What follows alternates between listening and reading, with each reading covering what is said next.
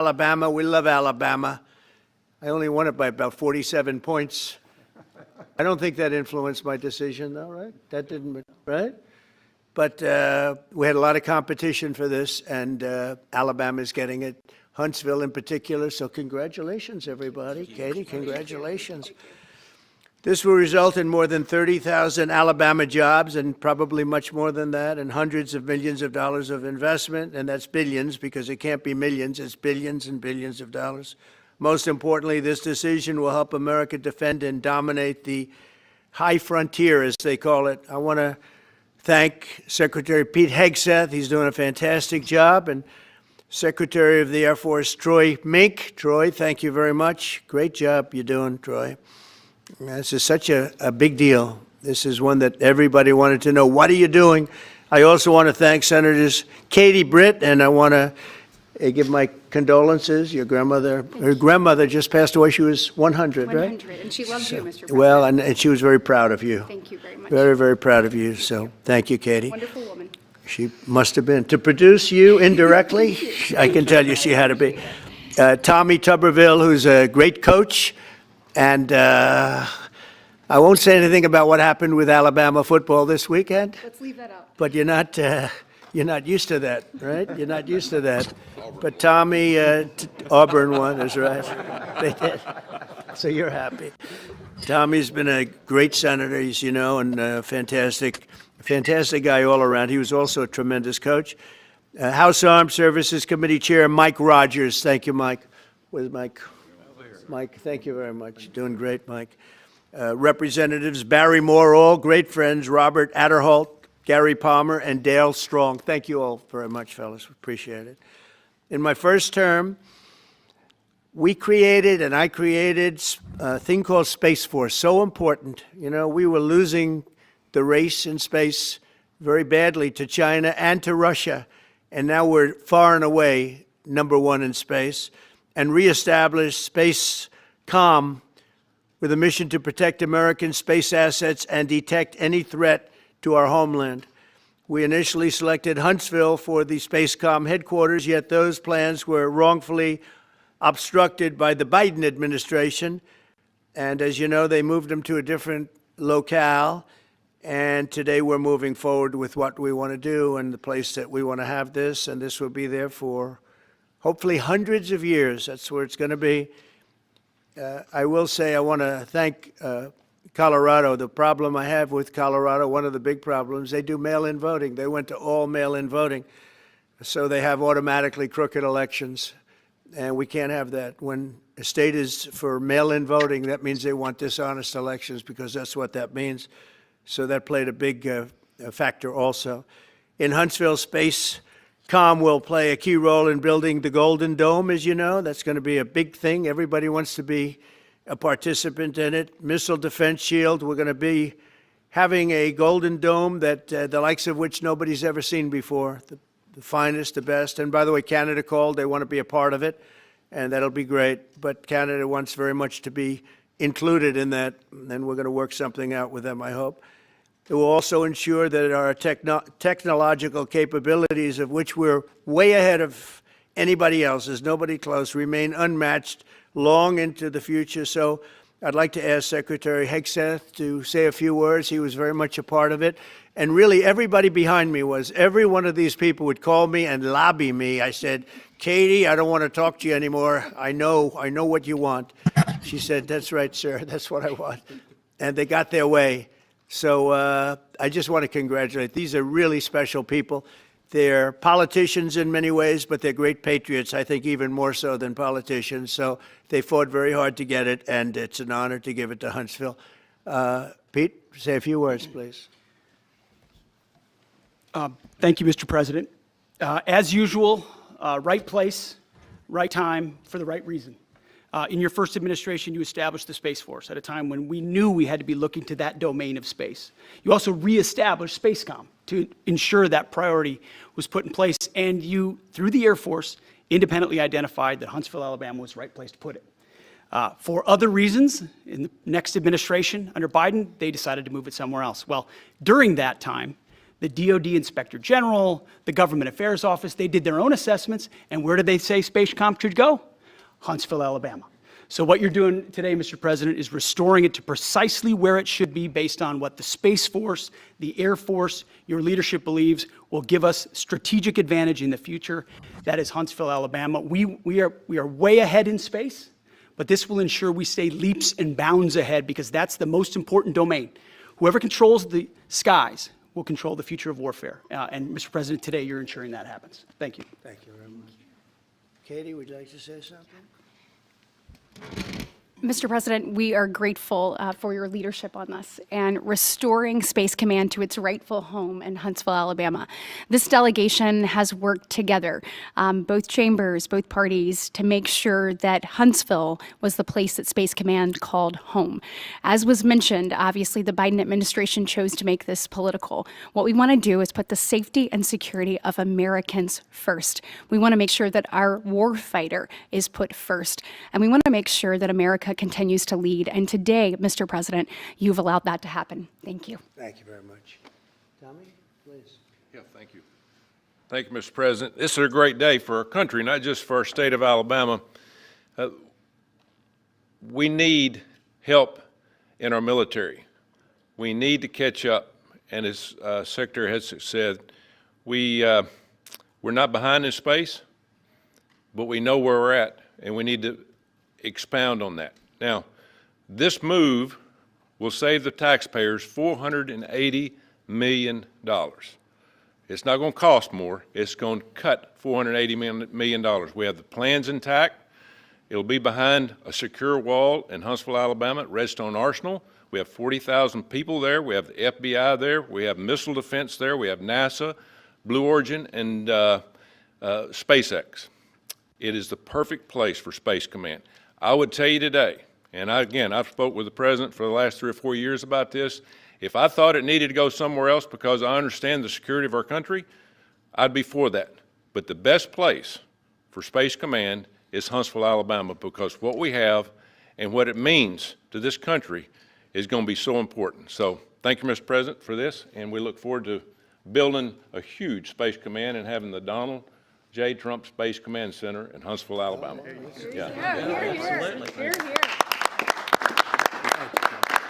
would you like to say something? Sure. Well, Mr. President, thank you. I'll be very brief here.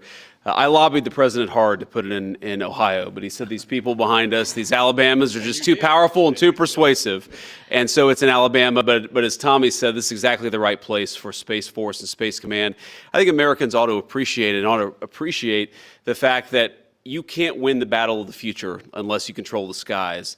The cyber security, the communications, the entire infrastructure of the battle in the 21st century will be in space. So it was a visionary move in the first administration for the president to set up Space Force, and I think an equally visionary move to make sure that Space Force is right where it should be in Huntsville, Alabama. Thank you, sir. Thank you very much. Gentlemen, anybody want to say anything? Would you like to say? Mr. President, another promise made, another promise kept. You think about it, Redstone Arsenal is critical to national security. The president said when you were the 45th president, let's do what's right for national security. And today, that's exactly what we're doing. It's not because of this or that. It's because it's right for national security. You think of the 21 categories that were evaluated to determine what was best for national security. All indicators pointed back to Huntsville, Alabama, and Redstone Arsenal. We have the right people at the right place at the right time. Mr. President, on behalf of the people of the 5th Congressional District and all of Alabama, thank you for keeping your word. Absolutely. Thank you very much. Anybody? Let me just say, Mr. President, I want to say thank you. And thank you for doing this because it was the right thing to do. When they looked at all the numbers, Huntsville was the place to go, and like you say, it was unfortunately pulled out, but you made it right. So I want to just say thank you again for a grateful nation, and to the state of Alabama, we're very grateful. Thank you, and God bless. Thank you. Thank you very much. Please, go ahead. Thank you, Mr. President. Throughout history, militaries has always understood that whoever could hold the high ground held the advantage. Space is the ultimate high ground. And what we're doing with moving the Space Command to Huntsville is absolutely critical to our maintaining dominance in that sphere. And it goes hand in hand with what we're trying to do with the Golden Dome and missile defense to defend against anyone else who tries to enter that sphere. So thank you, Mr. President. Thank you very much. Please. Thank you, Mr. President. And obviously, national defense is a huge issue. And when you look at the scores, Alabama was #1. And for political reasons, it was moved out of our state. But, Mr. President, thank you for making priorities the defense and the warfighter and the safety of this nation. And in the big, beautiful bill, that Golden Dome will be built in Huntsville, Alabama, and we're grateful for that. Thank you. Listen, as chairman of the Armed Services Committee, I care very much about what's most important for our national security. And the President held a nationwide competition to determine where we should have this command. If y'all remember, at the end of that competition, where Alabama came in first, there was a lot of complaints from the other states who did not place well. He said, we'll do it over with new criteria to accommodate your concerns. Alabama came in first in that second competition. His Secretary of the Air Force reviewed the results, said it was fair, and the President named Huntsville. It was the Biden administration that decided to make it political, even though his own Secretary of the Air Force said it was a fair competition and it should be in Huntsville. So I want you to know I appreciate this President standing up and being strong and saying he's going to make this right and put it where it rightfully belongs, and that's Huntsville, Alabama. Thank you very much. Good job. Appreciate it. So thank you all very much. You are going to leave me alone now? You're not going to call me anymore and talk about this subject, right? You promise? They'll start something else. But I just want to congratulate you. It's a very big deal. When you come out and when you leave the room, you'll see that we just, over the last few minutes, literally shot out a boat, a drug-carrying boat, a lot of drugs in that boat. And you'll be seeing that and you'll be reading about that. It just happened moments ago, and our great general, head of the Joint Chiefs of Staff, who's been so incredible, including what took place in Iran, knocking out potential nuclear power for a long time to come. I think within a month they would have had it if we didn't do what we did. But he gave us a little bit of a briefing, and you'll see. And there's more where that came from. We have a lot of drugs pouring into our country, coming in for a long time. And we just, these came out of Venezuela and coming out very heavily from Venezuela. A lot of things are coming out of Venezuela. So we took it out, and you'll get to see that after this meeting is over. Do you have any questions, please? Yeah, please. Thank you, Mr. President. Senator Tuberville talked about the cost savings Yeah. associated with this announcement. Can you talk about the strategic benefits by having Space Force Command headquartered in Huntsville? Well, it just works because we have so much else there. And having a central, you could call it a central command, but it really is a command station. Also, even locationally, where it is, and when you think about flying distances, if you can save a half an hour as fast as some of these planes go and things go, and even the rockets go, if you can save by having the best location. So we went out, as you know, to experts, and we had 4 different groups of experts. They all said this was the best location. I also loved it from the standpoint, I know the people of Alabama, they are great people, work hard, and there's no games, and they're very proud of it. And I would say they fought harder for it than anybody else also. A lot of states, 5 states really wanted it, but they wanted it more. And I kid you not when I say that these people, they spoke to me a lot. That's all they wanted to talk about. They didn't want to talk about the weather. They only wanted to talk about moving to this location, moving to Alabama, Huntsville in particular. So we're honored to do it. They really wanted it badly, and they got it. Peter? President Trump, something completely different, but about a big viral social media trend over the weekend. How did you find out over the weekend that you were dead? You see that? No. People didn't see you for a couple days. 1.3 million user engagements as of Saturday morning about your demise. Really? I didn't see that. You know, I have heard, it's sort of crazy, but last week I did numerous news conferences, all successful. They went very well, like this is going very well. And then I didn't do any for 2 days, and they said, there must be something wrong with him. Biden wouldn't do them for months. You wouldn't see him. And nobody ever said there was ever anything wrong with him, and we know he wasn't in the greatest of shape. No, I heard that. I get reports. Now, you knew I did an interview that lasted for about an hour and a half with somebody, and everybody saw that was on one of your competitors. I did numerous shows and also did a number of truths, long truths, and I think pretty poignant truths. No, I was very active over the weekend. They also knew I went out to visit some people at the club that I own, pretty nearby on the Potomac River. And no, I've been very active actually over the weekend. I didn't hear that one. That's pretty serious stuff. I'm glad it's. Well, it's fake news. You know, it's just it's so fake. That's why the media has so little credibility. I knew they were saying, like, is he okay? How's he feeling? What's wrong? I said, I just left. And it's also sort of a longer weekend, you know, it's Labor Day weekend. So I would say a lot of people know I was very active this Labor Day. I had heard that, but I didn't hear it to that extent. Go ahead, Peter. Something else. We know that this country has a huge problem with school shootings. You have said that you're open to sending the National Guard pretty much anywhere. Would you ever consider sending an armed National Guardsman to every school? Well, we have a big problem with school shooting, but we also have thousands and thousands of schools that run perfectly. You know, they talk about you can do things construction-wise, and that's really, I think nobody knows more about construction than me. You can build the construction doors, you can build what they call safety doors, where they lock on the outside, the inside, and every place else. Well, but if one of these lunatics happens to get through, then the police can't get in.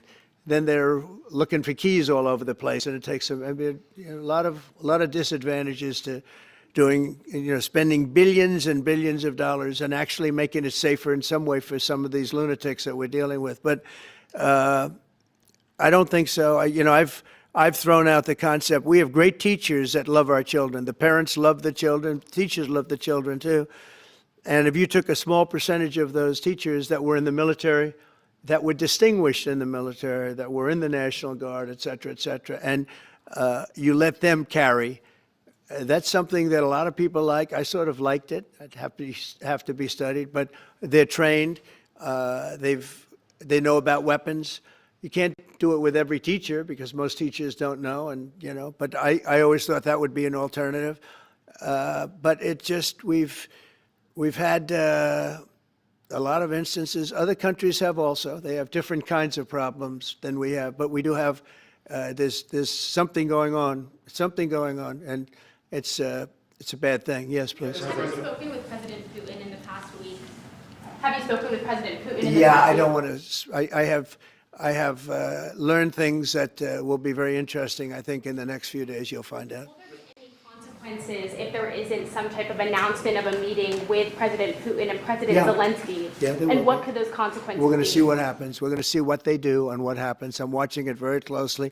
Last week, they lost 7,000, between the two countries, 7,313 soldiers, to be somewhat exact, for no reason whatsoever. And they're Russian and they're Ukrainian, but, they're soldiers. I want to see it end. Yeah. Mr. President, have you decided you're definitely going to send National Guard troops to Chicago? I didn't say when, but the answer is, look, Chicago's very interesting because I watched Pritzker get up and say we don't need help, we're safe. But 2 weeks ago, they had 6 people murdered, and they had 24 people hit by bullets. Last week, as you know, it was 7 people, 24 people hit, and 7 people died. And then over the last 2 days, that was the crown jewel. They had, I guess, 9 or 10 killed, and 50 hit with bullets. And you have this governor get up, who's a terrible governor. Probably he and Gavin Newsom would be probably the 2 worst and most naive. They're naive. Either they're naive or they're very untruthful. And he'll say, we don't want any protection. We don't need. So in the last 3 weeks, he's lost almost 20 people killed. There's no place in the world, including you can go to Afghanistan, you can go to places that you would think of. They don't even come close to this. Chicago is a hellhole right now. Baltimore is a hellhole right now. Parts of Los Angeles are terrible. If we didn't put out the fires, and I mean the other fires, the bullet fires, they didn't do a good job with, they should have had the water coming down, like I said. We had to release the water. We had to go in and release the water to LA.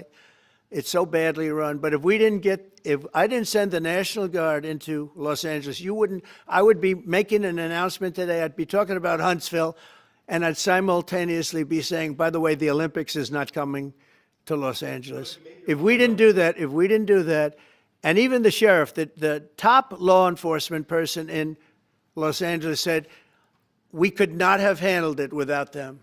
So that's what he said. Make your mind up on Chicago, though? Well, we're going in. I didn't say when, we're going in. When you lose, look, I have an obligation. This isn't a political thing. I have an obligation. When we lose, when 20 people are killed over the last 2.5 weeks, and 75 are shot with bullets. So let me tell you a little story about a place called D.C., District of Columbia, right here where we are. It's now a safe zone. We have no crime. It's in such great shape. You can go and actually walk with your children, your wife, your husband. You can walk right down the middle of the street. You're not going to be shot, Peter. You're safe. Everyone likes you anyway. They probably wouldn't do it. But it's so dangerous. And there are people in this audience that you've suffered greatly. There are people in this audience that have been mugged and hurt badly, and they don't want to talk about it. Maybe you were very brave in talking about it. You made quite an impression on a lot of people. I appreciate it. But there were other people in this room that have been hurt very badly just walking down the street in D.C. Washington, D.C. is a safe zone right now. It's a safe city. The restaurants are open. They're booming. You can't get a restaurant. New restaurants are announcing that they're going to be open.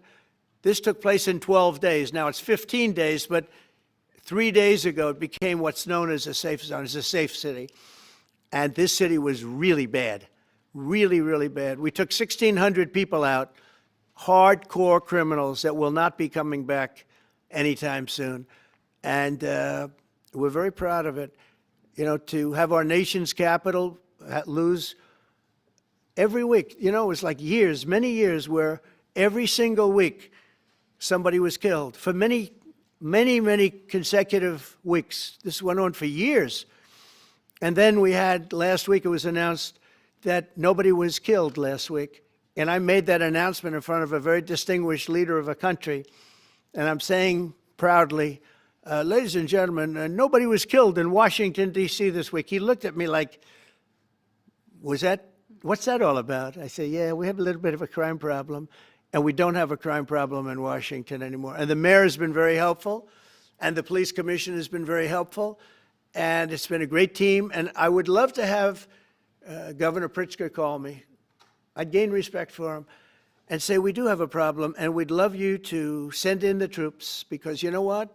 The people, they have to be protected. I saw today on one of your networks, not a friendly network, except really the opposite, I would say, very unfriendly network. And they interviewed about 12 people on this morning. Most of them were African American, they were black. And they were saying, please, please, please let the president send in. These were people from Chicago. Please, we need help. We need help. We can't walk outside, we're petrified.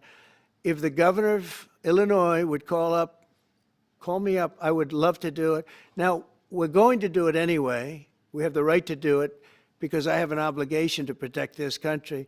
And that includes Baltimore. I saw where Governor Moore was asking me to take a walk down the street of Baltimore. Well, Baltimore is a very unsafe place. It's rated number 4 in the city, one of the most unsafe places anywhere in the world. But, you know, we took care. This was a beautiful thing that happened in Washington because we showed that it could be done. And this wasn't just sending big, strong guys, and they are big and they are strong. You know, we had a great decision from the Supreme Court that had to do with sort of talent. It had to do with you are put down based on merit. You can hire based on merit.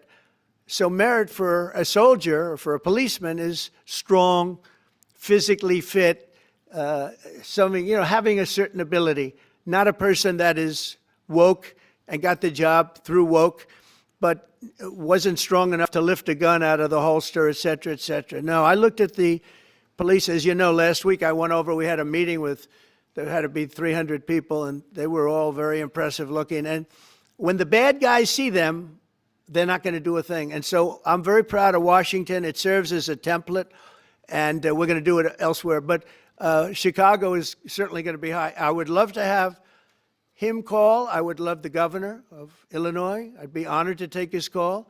All he has to do is say, sir, we need help. It's out of control. And everyone knows it is. He's not kidding anyone. I would love to have, I would say, Governor Moore call, because I watched him over the weekend trying to explain that Baltimore, what they need is housing. No, they don't need housing. They need to get rid of the criminals. These are hardcore criminals. You know, we took many people off the streets of Washington, D.C. They're hardcore. They're not going to be good. In 10 years, in 20 years, in 2 years, they're going to be criminals. They were born to be criminals, frankly. They were born to be criminals, and they're tough and mean, and they'll cut your throat, and they won't even think about it the next day. They won't even remember that they did it. And we're not going to have those people. Washington, D.C. is now a safe zone. It's a safe place, and you can walk, Katie, you can walk right down the street with, by the way, one of the biggest human beings I've ever seen, which is her husband. He was a football player for like 11 years in the NFL. He's a big person. But big doesn't mean anything when they have guns and when they have knives and everything else that they have, right?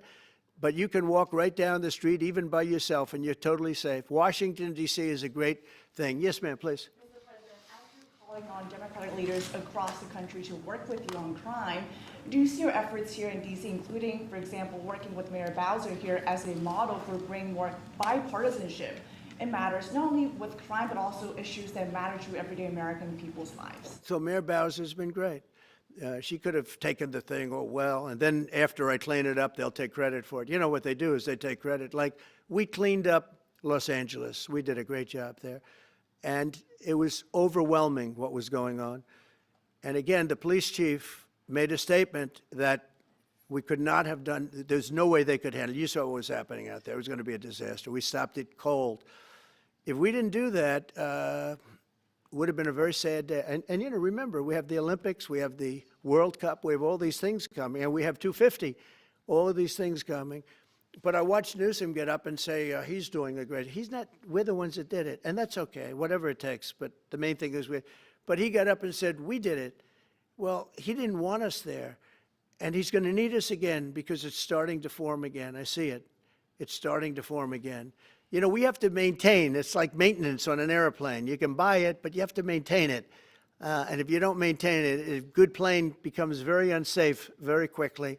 So it's an honor to do it. It's a lot of presidents wouldn't do what I'm doing. I don't need this heat, but when I watched television last night and I'm watching the news and I see that 9 people were killed in Chicago and 54 were badly wounded with bullets, I say, that's not this country. We have to do something. And I do say this, I say this very much. I'm not speaking to anybody but them right now. I would love to receive calls from governors and mayors saying they need help. We'll help them. We have a lot of people. We have a great force. We have a great military force. You know, Pete will tell you that when I was running for office, and this was a big headline, I think, you know, probably got me a couple of votes, but you couldn't sign people in the military. Nobody wanted to join the military, the Army, Air Force, the Navy, Marine, Space Force, Coast Guard. We never forget Coast Guard because they've done such a great job. Never. But nobody wanted to join any of them. We were way below what we wanted. Every single one. The closest was the Marines, whatever that is. You'll explain that to me. But the closest was the Marines. But every service was way down, way down. And then I got elected, and our country's the hottest country anywhere in the world right now. Everybody's talking about the USA. They're talking about the job that we're doing. Everybody. We have the best economy. We have a very, very important decision being made by the Supreme Court because our country is the richest, the strongest, the most powerful. But if for some reason some liberal court, I'm talking about the court that just ruled, where even an Obama judge voted in favor of us, which I gave him a compliment yesterday, as you know. I said that took great courage. But it's a liberal court, and it's going up to the Supreme Court, who I think have been incredible people. I think they've made very wise decisions. But the tariff question because without the tariffs, this country is in serious, serious trouble.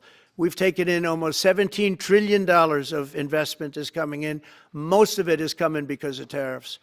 And if for some reason somebody wanted to be politically correct, I actually think it's unpolitically correct. I think politically correct is to approve it, because there's nothing so popular as what's happened to our country. Our country is doing so well.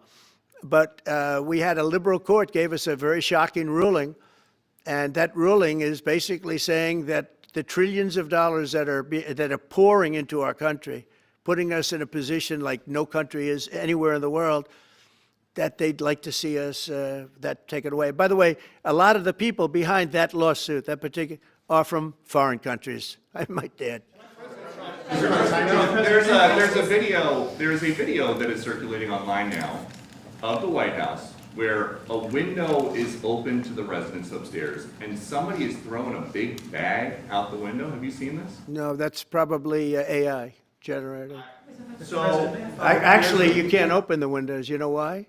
They're all heavily armored and bulletproof. that's a fake video. Well, it's got to be, because I know every window up there. The last place I'd be doing it is that, because there's cameras all over the place, right? Including yours. No, but every window, I've never seen a window that's, in fact, my wife was complaining about it the other day. She said, love to have a little fresh air come in, but you can't. They're bulletproof. And number one, they're sealed. And number two, each window weighs about 600 pounds. You have to be pretty strong to open them up. No, that has to be, where was the window? Let me see.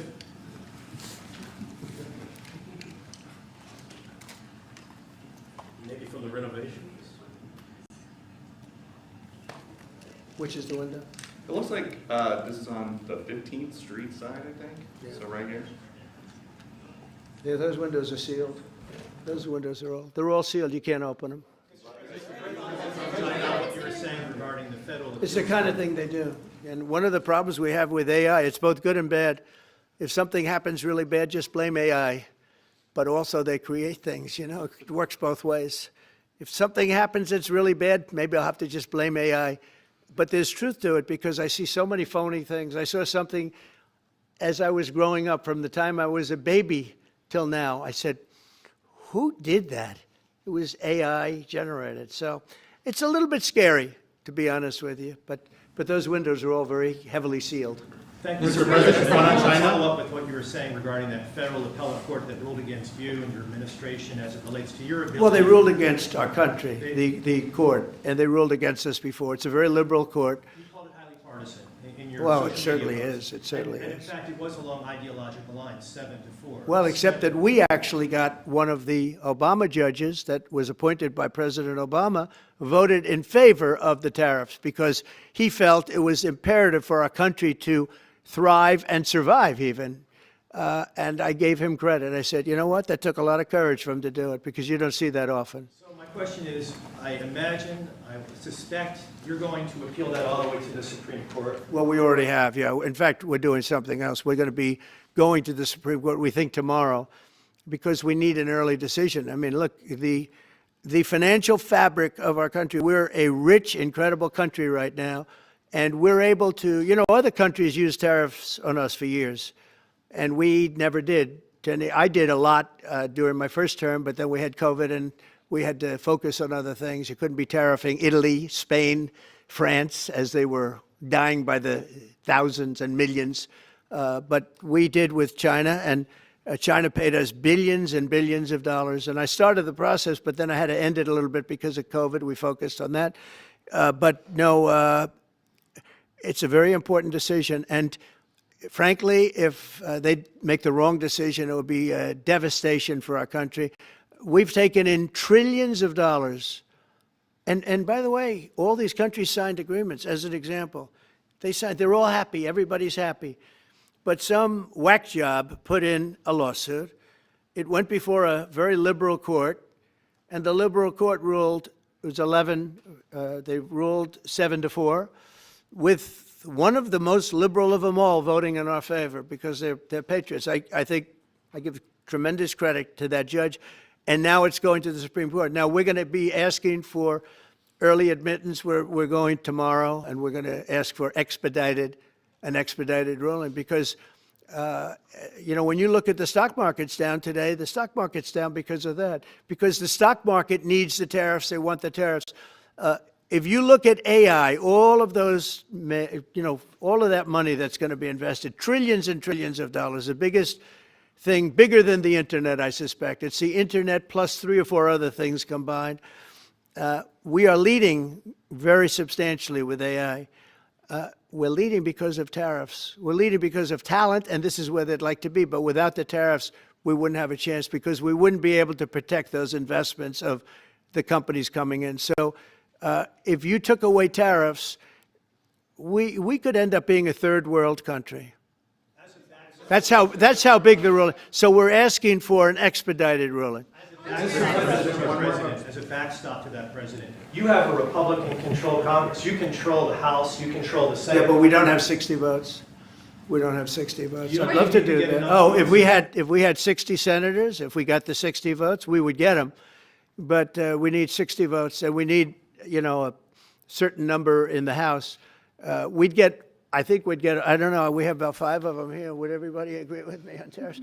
Without tariffs, we're a different country. We have taken in so much money. And here's the thing. We signed a deal with Japan. They're paying us hundreds of billions of dollars. We signed a deal with South Korea. We signed a deal with the European Union. We signed a deal with Europe. And those countries are paying us $950 billion. And they're happy about it. They're okay. As one of them said, it's amazing that we got away with it so long. One of my friends, a leader of one of the countries, and they're fine with it. They all signed. If that ruling ever went against us, I guess we'd have to give back hundreds of billions. We would have to give trillions and trillions of dollars back to countries that have been ripping us off for the last 35 years. And I can't imagine it happening. On a legal basis, they have no legal basis whatsoever. But on a common sense basis, it would destroy America. Okay. We talked about controlling the sky. On Sunday, the satellite signal of Ursula von der Leyen's plane was alleged. With Ursula? Well, she had an interesting event. She's a tremendous woman. And so what are you asking me about her? NATO is concerned about it, about this. Sure, NATO is concerned about it. Well, nobody knows where it came from, but they did take away her ability to use a phone. You know? Sometimes that's a good thing.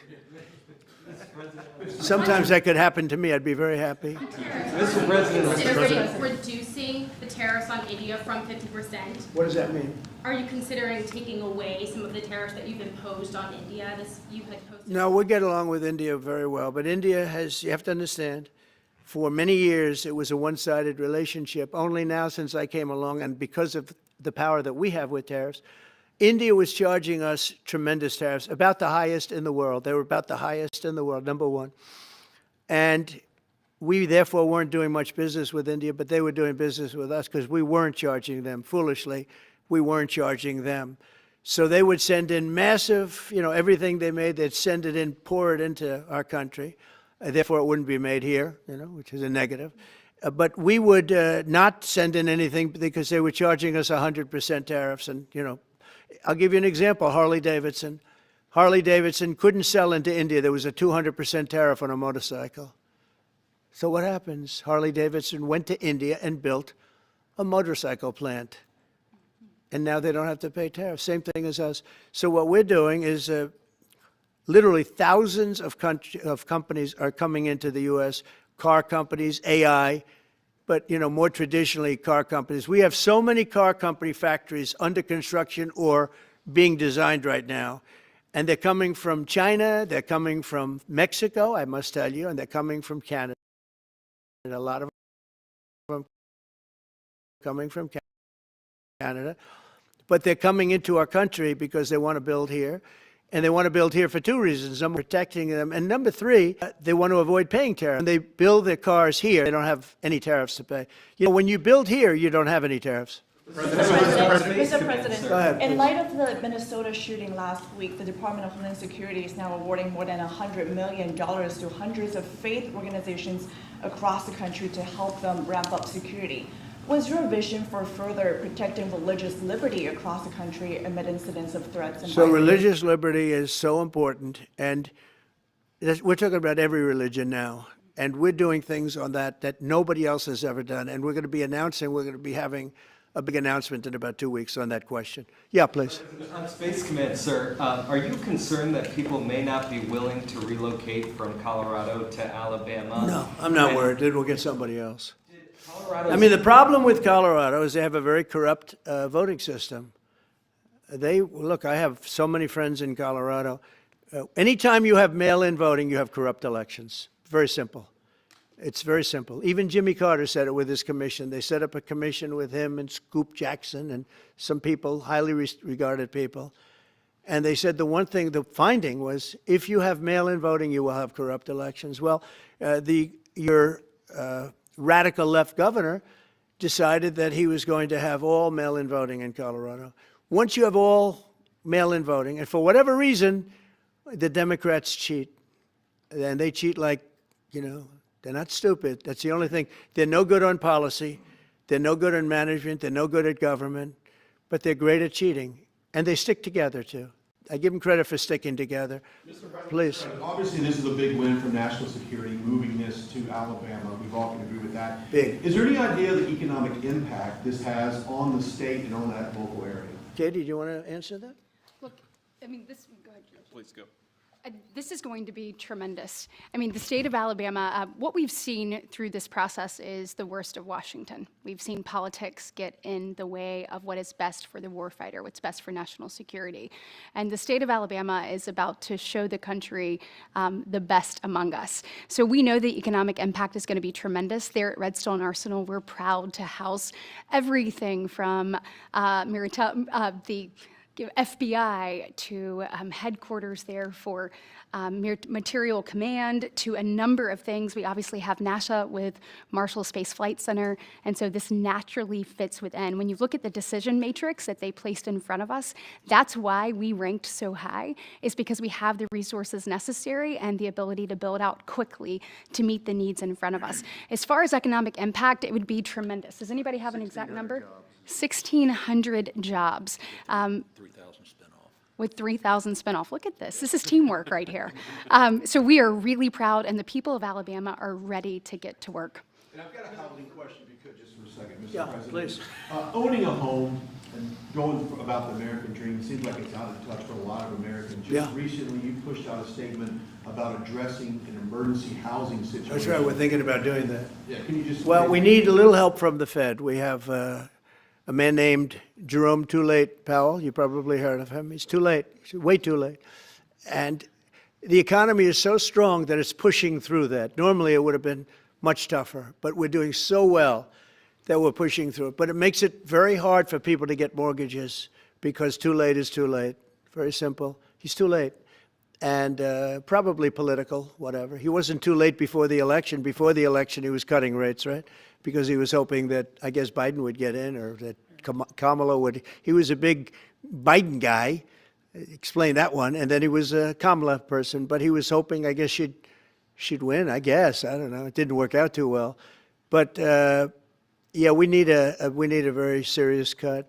I think that if you look back many decades ago, the United States was always the lowest, even if they were doing badly. The United States was, because without the United States, everything in the world would die. It's true. It's so powerful. It's so big. And I made it really big in the first 4 years. Then it started to degenerate with what this Biden administration did. But we built it up to a level that I never thought we could be at this quickly. We're the hottest, we're the best financially. The money coming in is so big because of tariffs and other things, but because of tariffs. Tariff gets us even those other things. Plus, it gets us great negotiators. I settled 7 wars, and numerous of those wars were because of trade. And numerous of the trade deals that I made were because of tariffs. It gives you a great negotiating ability. If that ability were taken away from us by a liberal court acting on essentially foreign nations, asking to get help from the United States government, when they've been doing this to us for 40 years, that's why we have $38 trillion in debt. We won't have it for long if they let us if they allow us to do what everybody knows we should be able to do. Yeah, please. Mr. President, another Biden-era action that you're now reversing is that you said to make federal buildings adopt and embrace classical architecture styles again. Can you talk to us about why you do that, and also what's your vision? Well, we want to see beautiful buildings. Now, you know, it's in the eye of the beholder. I've seen architectural reviews over the years. I'm an expert at it. I've gotten a lot of great reviews.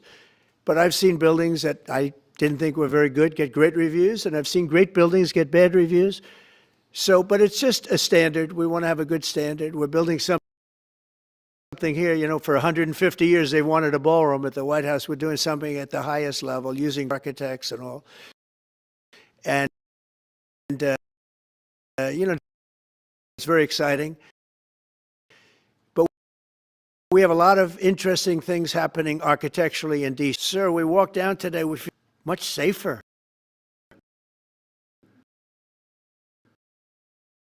It's like a different place. Washington, D.C. is great. Right now we're going to also